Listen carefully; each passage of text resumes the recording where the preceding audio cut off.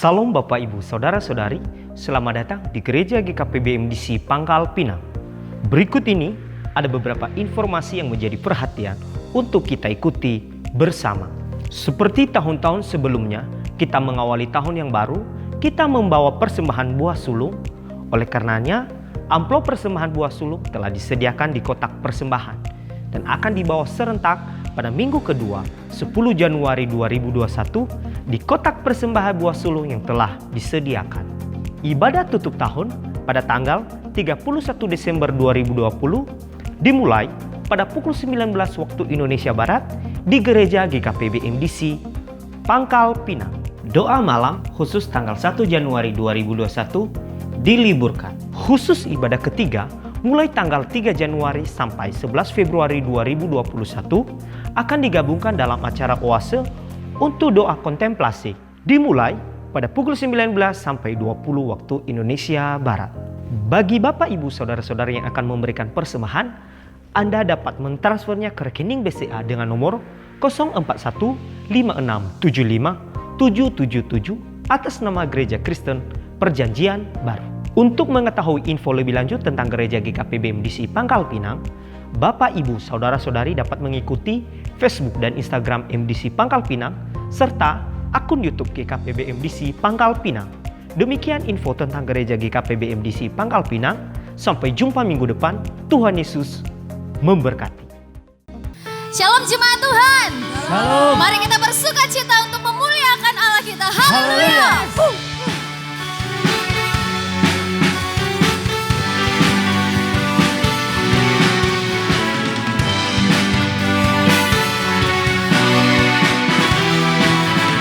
Mari sama-sama naikkan pujian ini. Katakan, datanglah ke bait-Nya dengan hati yang bersyukur. Haleluya.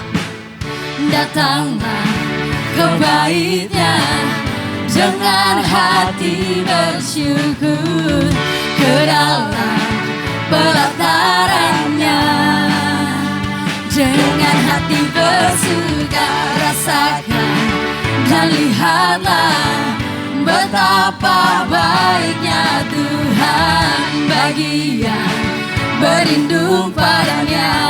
Akan bersorak-sorai, akan bersorak-sorai, akan bersorak-sorai. Sekali lagi katakan, datanglah, datanglah ke bait-Nya dengan hati bersyukur, ke dalam pelataran-Nya dengan hati bersuka.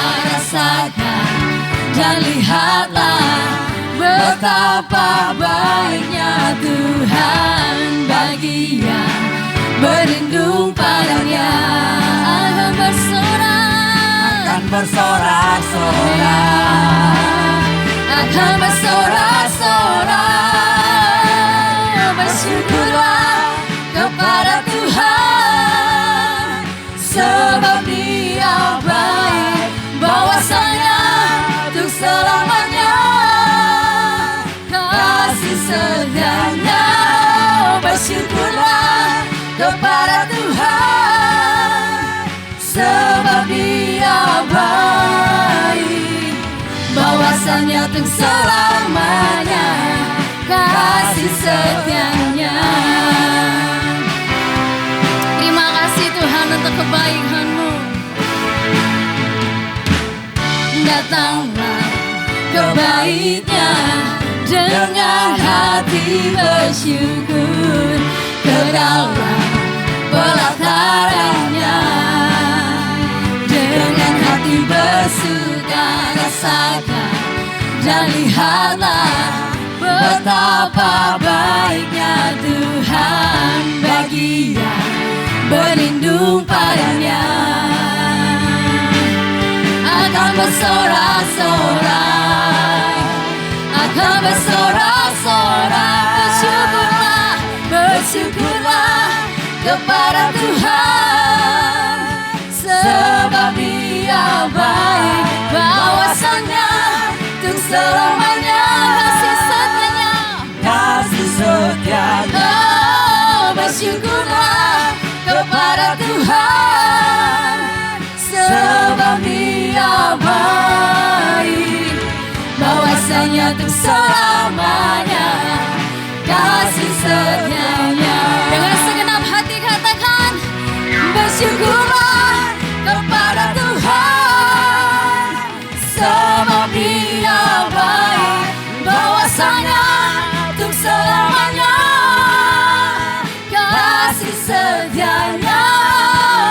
bersyukurlah kepada Tuhan, sebab Dia baik, bahwasanya untuk selamanya kasih setianya. Katakan bahwasanya untuk selamanya. Bahwasanya untuk Ya selamanya. Tuhan, bahwasanya untuk selamanya, bahwasanya untuk selamanya kasih setianya.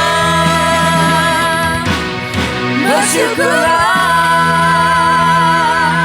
Haleluya.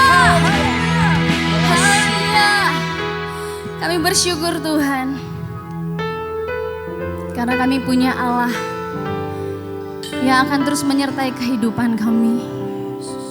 Musim di dalam kehidupan kami akan berganti, tapi satu hal yang kami percaya, Allah yang kami sembah adalah Allah yang setia, Allah yang tetap penuh dengan kuasa, Allah yang akan terus sanggup untuk memelihara hidup kami Tuhan. Terima kasih ya Yesus, sungguh Engkau baik Tuhan. Ya Yesus.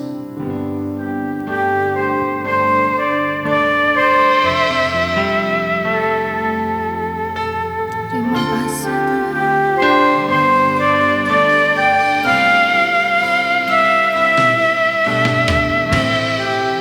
Kami bersyukur Tuhan untuk pemeliharaan.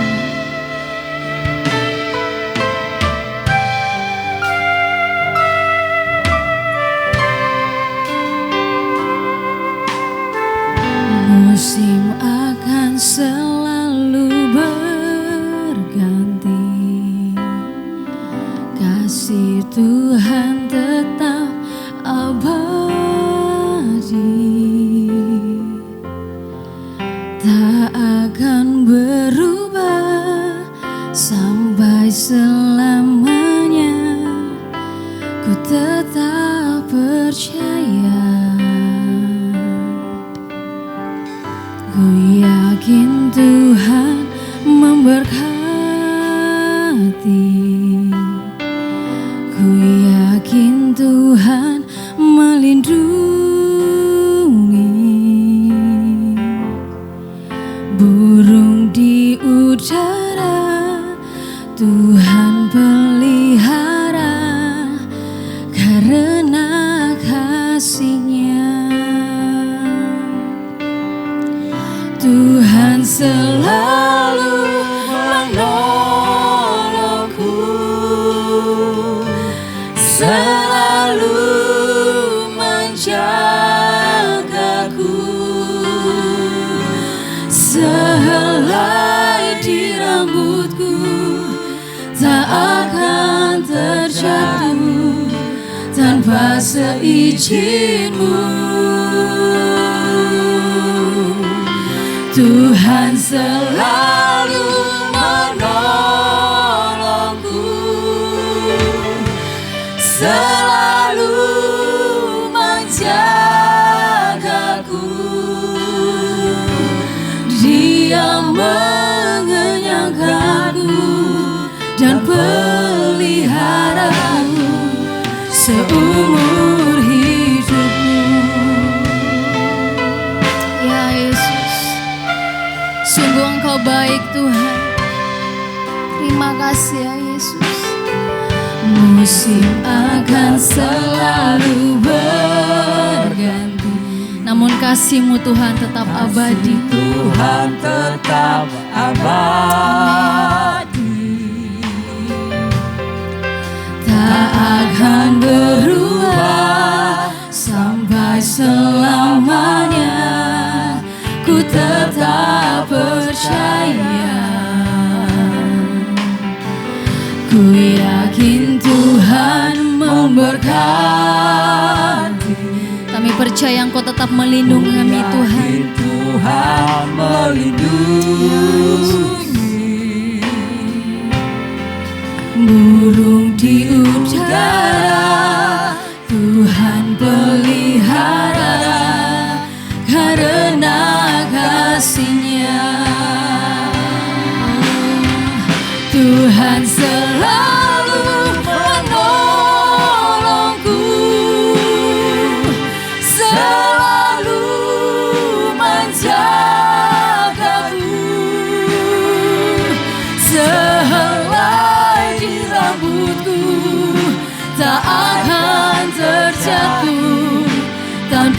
seizin-Mu, ya Yesus. Tuhan selalu menolongku,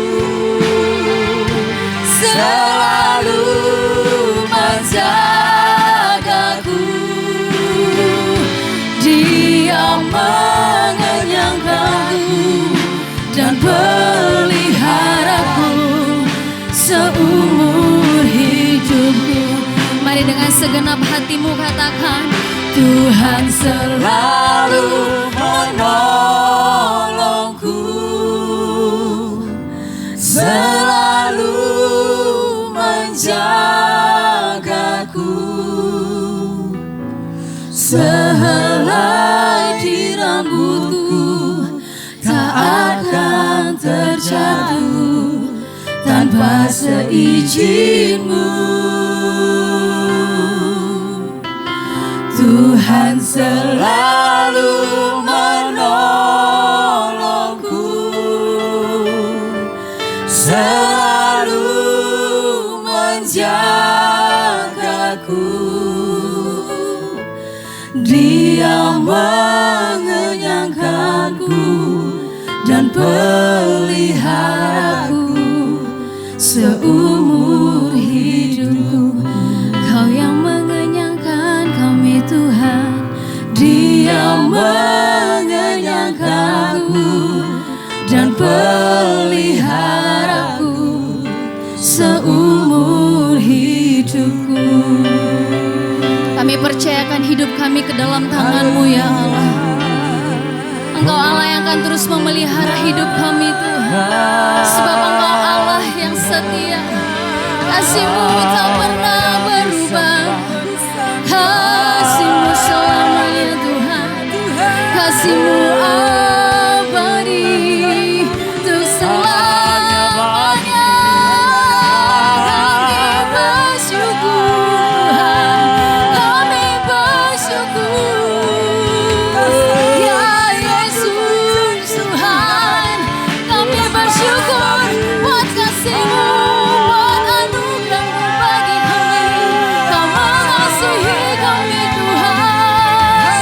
Terima kasih Yesus, terima kasih ya Tuhan.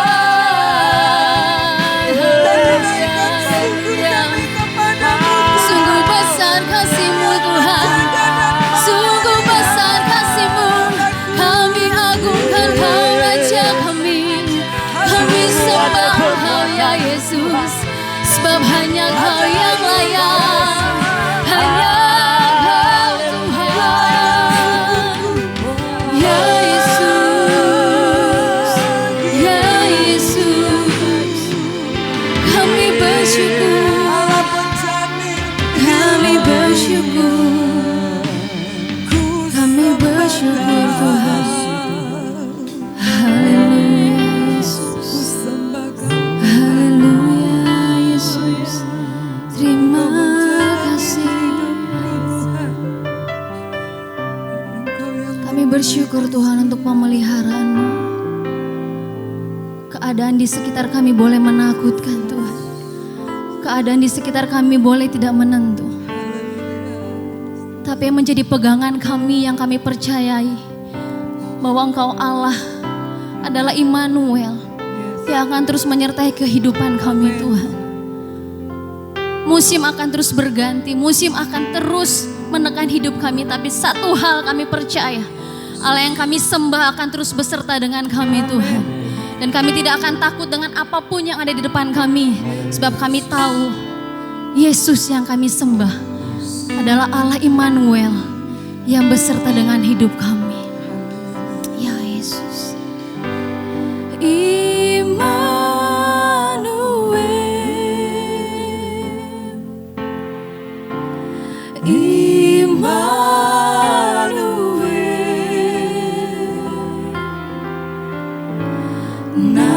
namanya disebut Immanuel,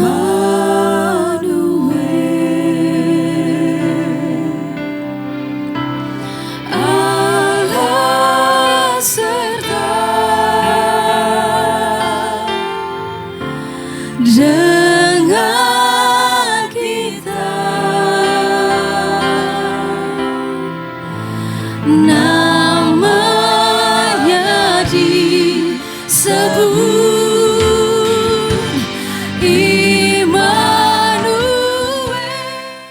Salam ibu bapak saudara saudari yang saya kasihi di dalam Kristus Yesus Tuhan kita. Kita memasuki akhir minggu dari bulan Desember, di mana merupakan akhir tahun dari 2020. Dan sepanjang bulan Desember kita belajar kebenaran firman Tuhan. Kita hidup di dalam Dia. Karena kita hidup di dalam Dia, kita tidak perlu takut. Karena Ia adalah Allah yang menyertai, memelihara kita. Dan karenanya kita tetap tinggal di dalam Dia. Topik dalam minggu ini adalah stay in Him. Tetap di dalam Dia.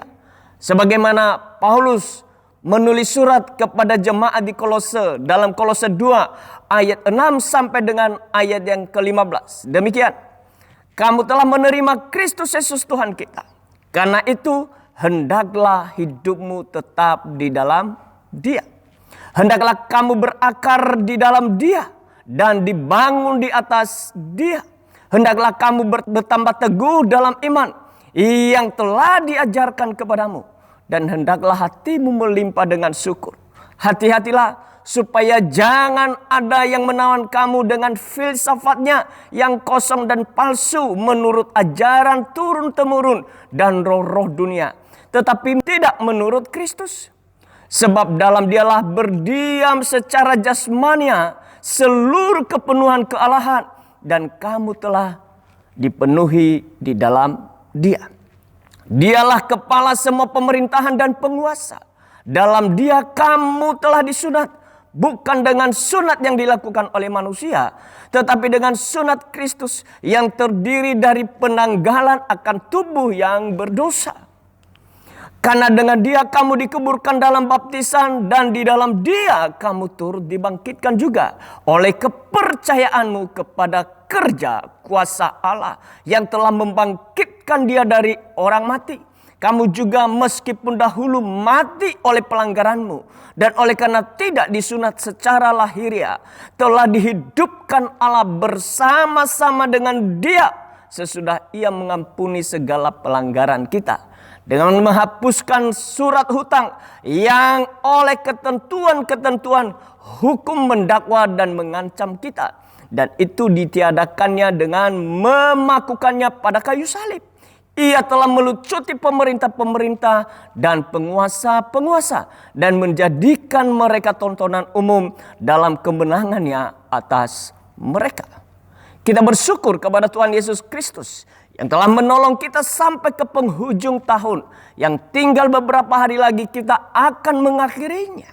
Sejak Januari tahun ini merupakan situasi yang begitu sulit dan tidak mudah kita lalui.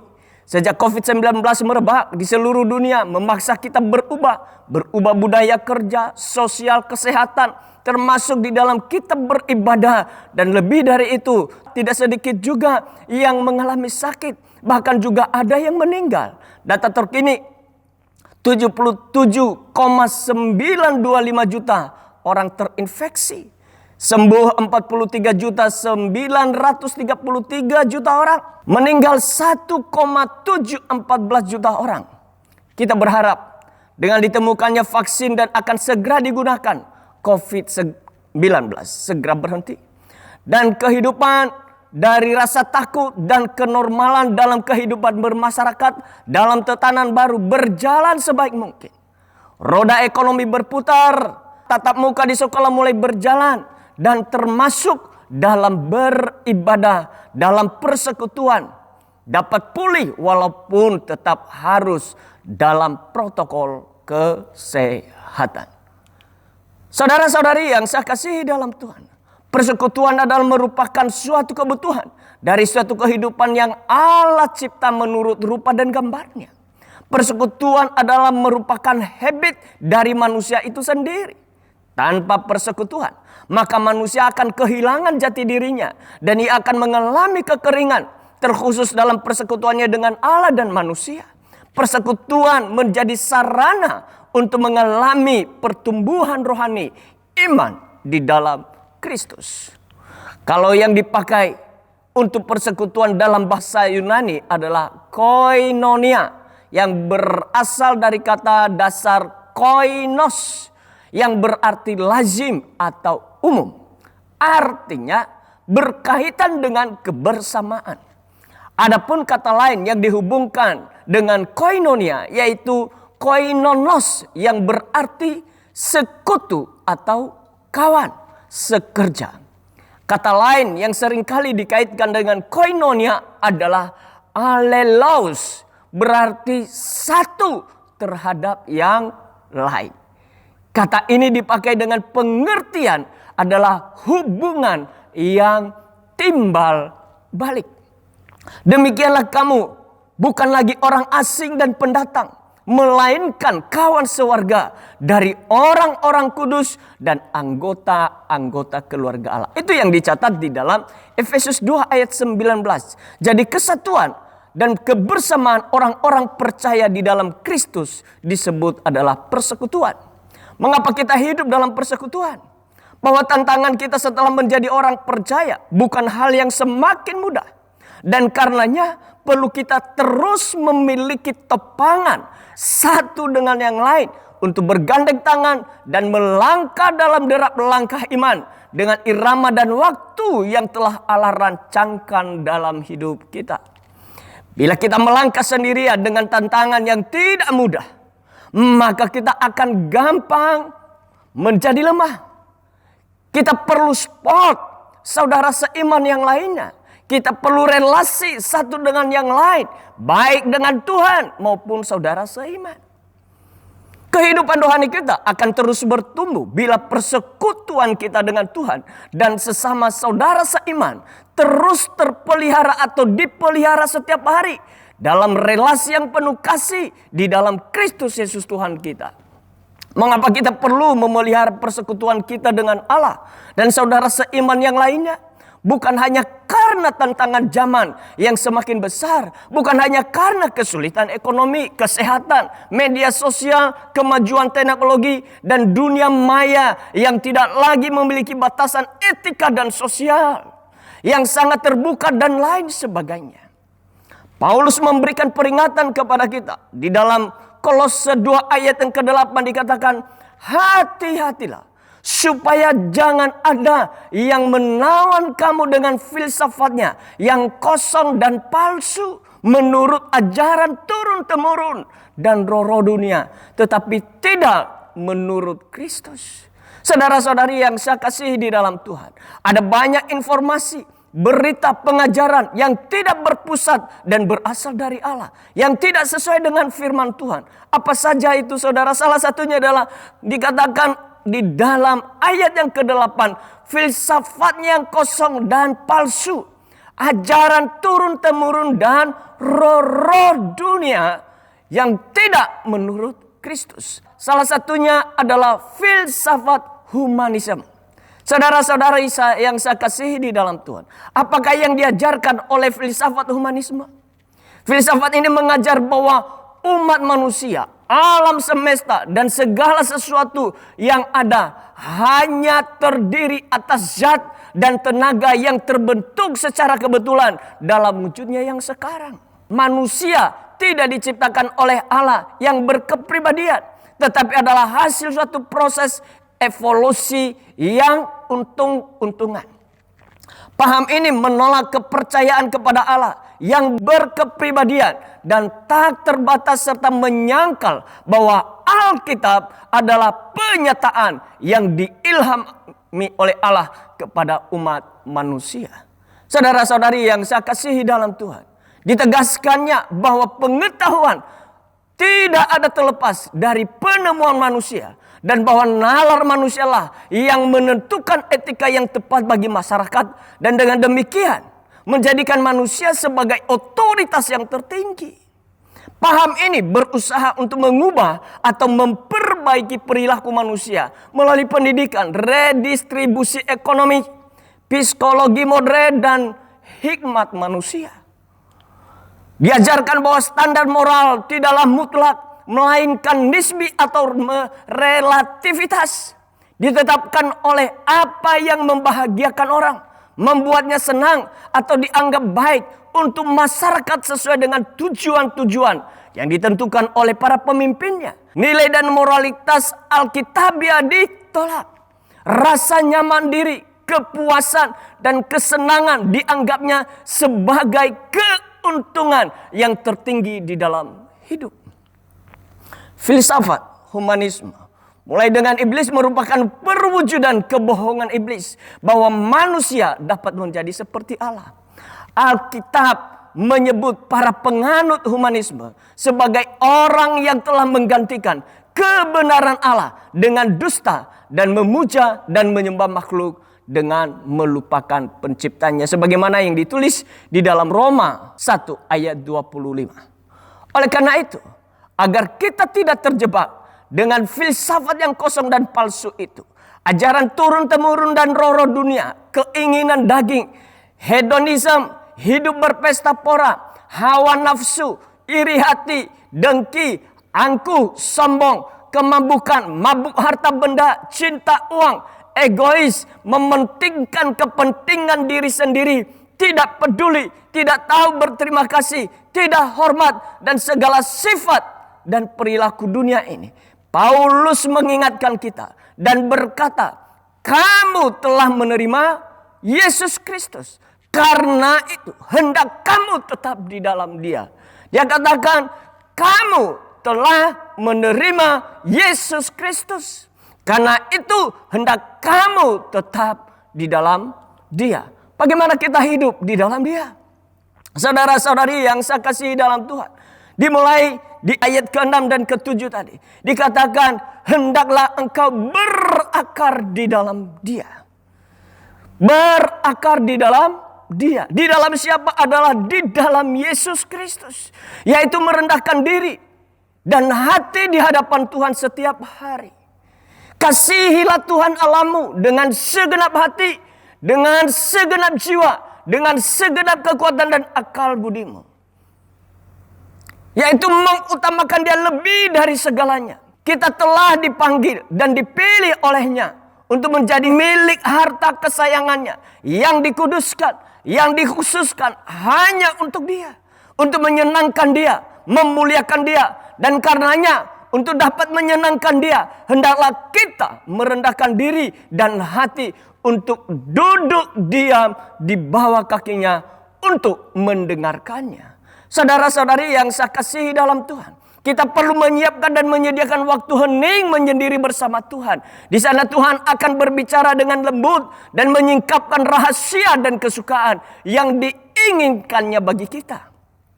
Merendahkan diri dan hati adalah membuka diri dan hati kita untuk Allah mengintervensi dan mengambil alih serta mengendalikan seluruh jiwa, baik pikiran, perasaan dan kehendak kita. Merendahkan diri dan hati di hadapan Tuhan memampukan setiap langkah kita menjadi sejalan dan seirama dengan rencana, kehendak dan waktu yang Allah tetapkan bagi kita. Selain itu, ketika kita merendahkan diri dan hati di hadapan Tuhan, Allah menyediakan upah kerendahan hati. Sebagaimana dikatakan dalam Amsal 22 ayat keempat, ganjaran kerendahan hati dan takut akan Tuhan adalah kekayaan, kehormatan, dan kehidupan. Saya ulang sekali lagi, ganjaran kerendahan hati dan takut akan Tuhan adalah kekayaan, kehormatan, dan kehidupan. Saudara-saudari yang saya kasihi dalam Tuhan, bagian yang kedua, untuk kita tetap di dalam Dia, kita dibangun di atas Dia. Percaya, penyerahan diri dan harapan, tujuan hidup terarah seluruh kepada tujuan Allah yang Allah rancang dalam hidup kita. Dengan demikian, segala karya, perilaku dan perbuatan, tindakan, sikap dan perkataan semuanya dilakukan berdasarkan iman. Mengapa semuanya iman? Semua hal yang dikerjakan dan dilakukan dilandasi oleh iman. Mengapa harus tetap iman? Sebab tanpa iman tidak mungkin kita berkenan kepada Allah. Hanya iman di dalam Yesus Kristus kita dapat berkenan kepada Allah.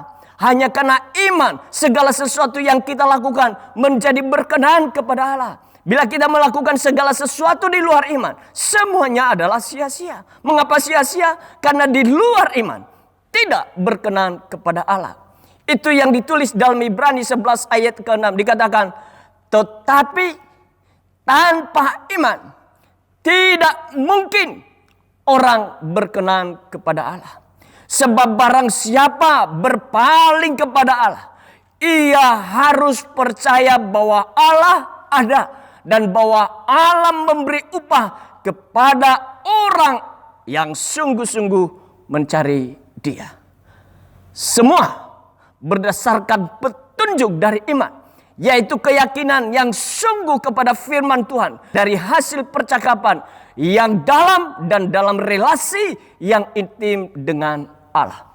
Bukan dari rekayasa dan asumsi pribadi yang muncul berdasarkan pertimbangan manusia dan keinginan diri sendiri. Tetap di dalam Dia. Bagian ketiga adalah bertambah teguh dalam iman. Relasi yang semakin akrab dengan Tuhan setiap hari akan semakin menumbuhkan keyakinan dan percaya serta penyerahan diri kepada tuntunan Allah dengan mentaati seluruh firman Tuhan penuh dengan sukacita yang mendatangkan damai sejahtera dan kebahagiaan yang sejati yang pada akhirnya membawa kita kepada kehidupan yang hidup dengan hati yang melimpah dengan syukur. Itu bagian yang keempat. Hati yang melimpah syukur akan semua karya Allah yang memberikan hidup damai sejahtera dan masa depan yang penuh harapan. Setiap hari kita akan mengucap syukur karena di dalam Dia kita hidup dan kita hidup dari Dia, oleh Dia dan untuk Dia. Tetap hidup di dalam Dia, berakar di dalam Dia, dibangun di atas Dia, bertambah teguh dalam iman, hati yang melimpah dengan ucapan syukur. Tuhan Yesus memberkati. Terima kasih ya Tuhan buat segala anugerah dan kebaikan Tuhan dalam hidup kami. Kesetiaan-Mu yang tak pernah berkesudahan. Dulu, sekarang, sampai selamanya. Engkau tidak pernah berubah. Engkau terus memelihara dan menjaga kami. Engkau menyertai dan memimpin menuntun setiap langkah kami. Engkau memberikan kami Roh Kudus-Mu untuk menolong kami, untuk menghibur kami, untuk mengajarkan dan mengingatkan kami segala sesuatu yang telah Engkau katakan bagi kami. Terima kasih buat pagi hari ini. Kami diberi kesempatan untuk memuji dan menyembah Engkau. Menaikkan puja-puji syukur kepada-Mu ya Tuhan kami. Dan membawa korban syukur kami. Serta kami bersyukur karena Tuhan masih memberikan kami firman-Mu hari ini. Kiranya firman-Mu itu ya Tuhan meneguhkan dan menguatkan kami, menjadi terang bagi jalan-jalan kami dan pelita bagi kaki kami. Bawa kami untuk semakin hari semakin mengenal, semakin dekat dengan Engkau. Terima kasih ya Tuhan buat segala anugerah-Mu. Kami mengarahkan seluruh hidup kami kepada-Mu. Sebab Engkau adalah Allah sumber hidup kami. Allah yang memberkati hidup kami. Jemaat Tuhan, mari arahkan seluruh hidup-Mu kepada Dia. Terimalah berkat dari Allah Bapa yang mengasihi engkau dan yang engkau sembah di dalam Kristus Yesus Tuhan kita. Tuhan memberkati engkau dan melindungi engkau. Tuhan menyinari engkau dengan wajah-Nya dan memberikan engkau kasih karunia-Nya. Tuhan menghadapkan wajah-Nya kepadamu dan memberikan engkau damai sejahtera. Berkat yang daripada Allah Bapa di dalam Kristus Yesus Tuhan kita dan di dalam persekutuan Roh Kudus yang terus menyertai dan memimpin engkau sampai kepada akhir kesudahan zaman. Di dalam nama Tuhan Yesus Kristus yang diberkati Tuhan berkata, amin. Selamat hari Minggu, Tuhan Yesus memberkati.